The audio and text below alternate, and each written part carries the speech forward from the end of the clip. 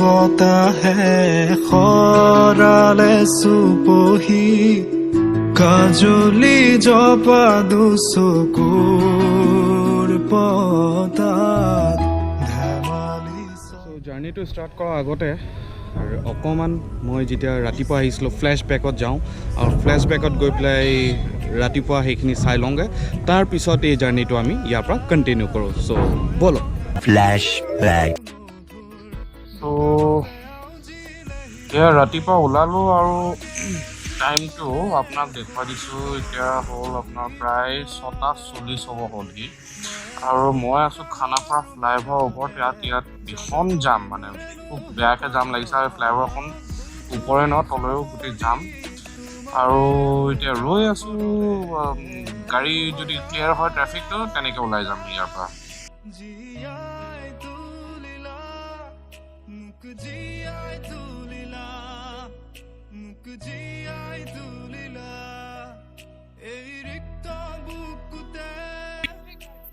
স্বাগতম জনাইছোঁ মোৰ ইউটিউবৰ UBVlog চেনেললৈ হয় আৰু আজিৰ যিটো ব্লগ হ'ব এইটো অসমীয়াত হ'ব আৰু মই গৈ আছোঁ এতিয়া বৰ্তমান মাজুলী আৰু এতিয়া প্ৰথমতে ইয়াত সেৱা এটা কৰি লওঁ বুলি ভাবিলোঁ গণেশ মন্দিৰৰ ওচৰত এয়া হ'ল খানাপাৰা 9 মাইলৰ ওচৰত গণেশ মন্দিৰ আৰু এইখন মোৰ বাইক যিটো দূৰত্ব অতিক্ৰম কৰিম প্ৰায় আপোনাৰ 325 কিলোমিটাৰ আপোনালোকক দেখুৱাই দিছোঁ 25 কিলোমিটাৰ মানে মই গৈ আছোঁ মাজুলী আৰু মাজুলীত 325 কিলোমিটাৰ আজি অতিক্ৰম কৰিব লাগিব আৰু এতিয়া ৰাতিপুৱা সময় হৈছে 7টা প্ৰায় 7টা চ' এতিয়া ফটাফট যাওঁ আৰু বেছি হাইৱে নেদেখুৱাওঁ আৰু কিবা ভাল থাকিলে আপোনালোকক দেখুৱাম আৰু থাকক ভিডিঅ'টো চাওক কেনেকুৱা পাইছে আৰু বহুতকেইটা ভিডিঅ' আহিব ইয়াৰ পিছত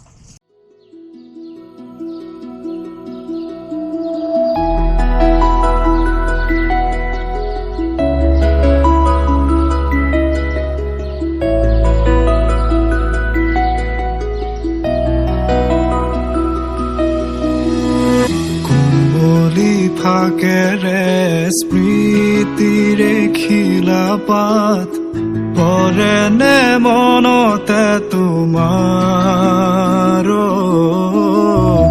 হেচুকি দুহাতেৰে লিখিছিলা তাত ঠিকনা সুৰ কবিতা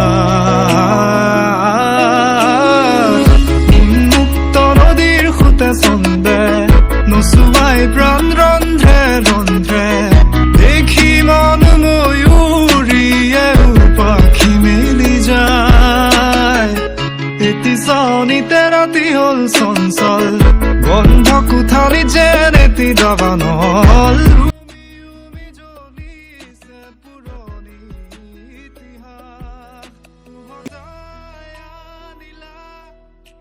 নিমাতী ঘাট পালোহি আৰু ইয়াত টাইমিংছখিনি মই আপোনালোকক দেখুৱাই দিছোঁ সময়বিলাক 7:30, 8:30, 9:30, 10:30, 11:30, 12:30, 1:30 আৰু 3:30 ফেৰী টাইম ইয়াৰ পৰা যোৱা হ'ল ইয়াত গাড়ী লৈ যোৱা হয় আৰু এইপিনে দেখিছে পুৰা এতিয়া ইয়াৰ পৰা প্ৰায় 1.5 ঘণ্টামান লাগিব আমাৰ আৰু আছে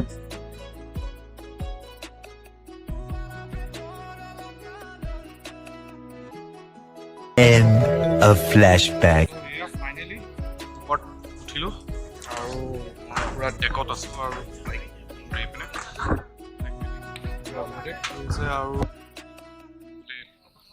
ব্ৰহ্মপুত্ৰ পাৰত এইপিনে এটা কিবা ইকো কেম্প টাইপ হৈ আছে আপোনালোকে কেমেৰাত দেখিছেনে নাই জানো চাওকচোন আৰু এইপিনে এতিয়া ফেৰীখন ষ্টাৰ্ট দিছে চ' টাইমিং হ'ল 1:30 45 মিনিটছ লাগিব ইয়াৰ পৰা চ' নিয়াৰ এবাউট 2:15 মানত পামগৈ চাগে আমি আশা কৰিছোঁ আৰু আপোনালোকক জাৰ্ণিটো দেখুৱাই যাওঁ আমাৰ লগত চিনাকি হ'লহি ৰাজীৱ গাম আৰু তেখেতো আপুনি মাজুলীত থাকে ন মাজুলীতে মাজুলী কোন ঠাইত গৰমৰ ফুটুকি আপোনালোক অহা যোৱাটো কেনেকৈ ফেৰীদি কৰে নে ফেৰীদি কৰোঁ আমি ফেৰীদি আৰু এনেকৈ দলঙৰ বা তেনেকৈ এনেকৈ বেলেগ সুবিধা নাই ন আৰু এখন দলং হৈছে ন আপোনাৰ গগামুখ হৈ পিনে যে সোণাইচাপৰি ধেমাজি হৈ পেলাই যে এনেকৈ মানে বগীবিল মই ওলাব। আৰু বহুত কথা পাতিম চ' চাই থাকক। দেখিছে ফেৰী ছাৰ্ভিচ আৰম্ভ হৈ গ'ল আৰু আমি পাৰৰ পৰা এতিয়া একদম মাজত পাইছোঁহি আৰু এইপিনৰ পৰা এতিয়া গৈ আছোঁ আমি আৰু 45 মিনিট লাগিব ইয়াৰ পৰা পাওঁতে এইপিনে চব ধুনীয়া একদম এটা পৰিৱেশ। অকণমান চব ভিডিঅ'টো স্কিপ নকৰিব আৰু ভাল পালে এটা লাইক আৰু শ্বেয়াৰ এটা কৰি দিব আৰু লগতে ওচৰতে থকা বেল আইকনটো প্ৰেছ কৰি দিব ডেট কিবা নতুন ভিডিঅ' আহিলে আপোনালোকে ইয়াৰ ন'টিফিকেশ্যনটো পাই যায়। চ' এইপিনে কিমান ধুনীয়া এটা পৰিৱেশ আৰু এইটো পৰিৱেশ সঁচাই ক'বলৈ গ'লে আমাৰ অসমৰ বাহিৰে আৰু ক'তো দেখা নাযায়। যিটো আমাৰ অসমত মানে যিসকল প্ৰকৃতিপ্ৰেমী আৰু মানে ধৰক অসমখন যিমান ৰসাল একদম গছ গছনিৰে ভৰা এই বস্তুটো ইয়াতহে দেখা পাব। আৰু এইপিনে এইখন দেখিছে ফেৰীখনত গোটেই বাইকে লৈ গৈছে আৰু এইপিনে 4খন গাড়ী আছে। চ' ইয়াত তেনেকৈ অহা যোৱা হয় যিহেতু এইপিনে দলং নাই। এতিয়া দলঙৰ ব্যৱস্থা হৈ আছে, এতিয়া কেতিয়ালৈ হয় ক'ব নোৱাৰি, কিন্তু এটা দলং আছে যিখন আপোনাৰ ধেমাজি হৈ পেলাই যায়, যিটো গগামুখ হৈ পেলাই যায়। চ' সেইপিনে বগীবিল হৈ ওলাইগৈ। আজি আমি সেইপিনে যোৱা নাই, কিন্তু আজি আমি আহিছোঁ নিমাতী ঘাট হৈ পেলাই।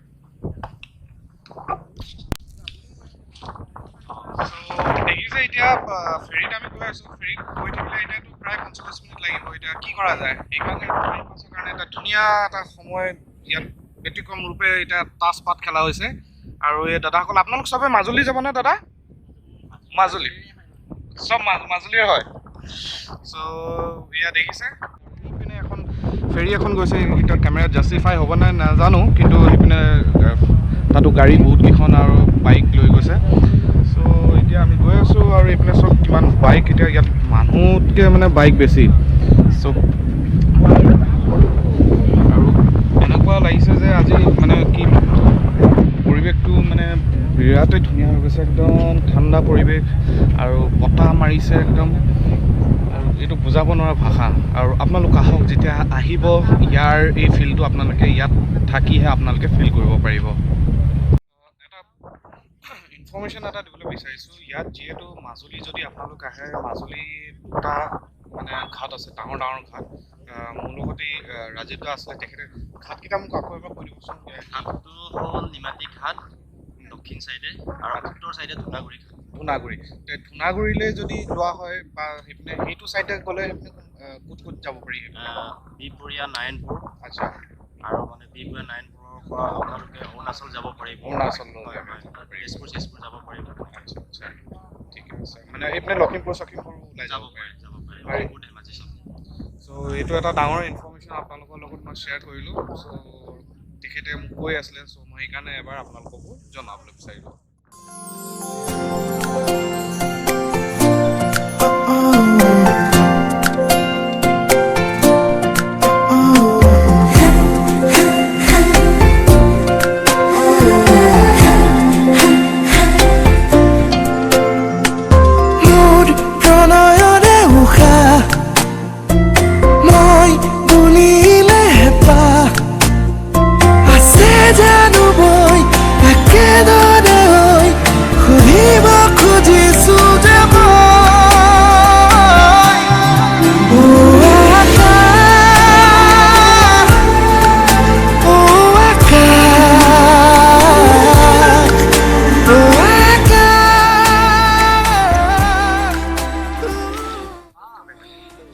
আমি এতিয়া পাৰত আৰু ইয়াত নামি এতিয়া বাইকটো তলত নমাব চবেই। আৰু প্ৰথমতে গাড়ী নমাব পিছত বাইকখিনি নমাব আৰু সেইটো চব এইফালে ঘাট। আৰু ইয়াৰ পৰা মই যাব লাগিব আগলৈ।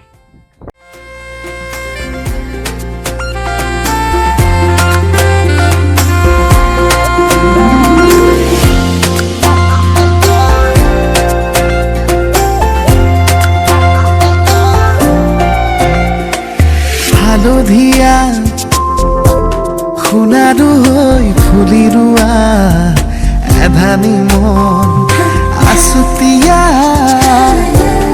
উলাহেৰে আঁকি লোৱা জগত এখন আধা বাটতে এৰি থৈ আহি আজিও তাতে যে মগন।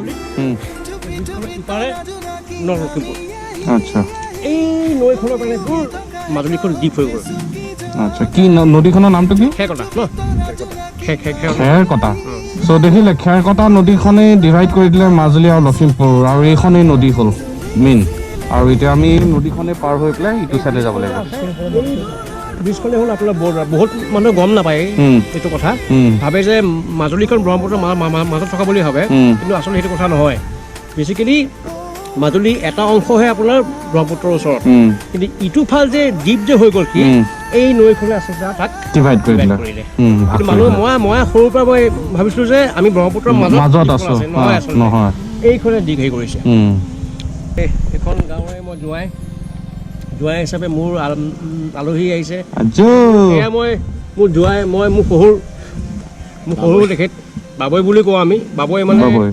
মিচিং ভাষাত হ'ল খুৰা